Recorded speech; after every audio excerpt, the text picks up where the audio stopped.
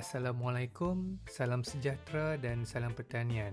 Hari ini saya nak berkongsikan tentang penggunaan baja berasaskan kalsium nitrat dan boron yang dapat membantu peluang bunga pokok durian berputik dan seterusnya lekat menjadi buah. Jadi, kenapa perlu menggunakan Yara Liva Nitrabor untuk durian? Untuk pengetahuan, Yara Liva adalah brand dan Nitrabor itu adalah nitrat dan juga boron. Jadi Yara Liva Nitrabor adalah baja kalsium nitrat berkualiti tinggi yang mengandungi nitrogen, kalsium dan juga boron.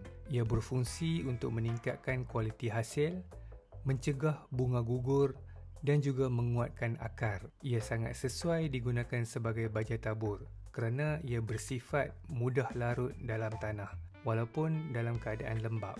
Saya menggunakan baja Nitrabor semasa peringkat pokok durian berbunga, berputik untuk mencegah bunga daripada gugur dan meningkatkan penetapan buah.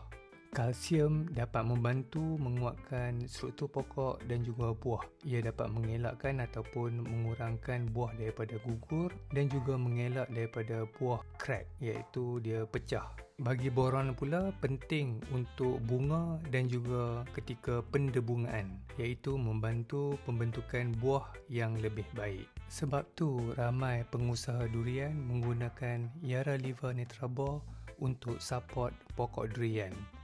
Jadi pokok sihat, bunga menjadi dan hasil lebih lebat. Jumpa lagi dalam next video. Terima kasih.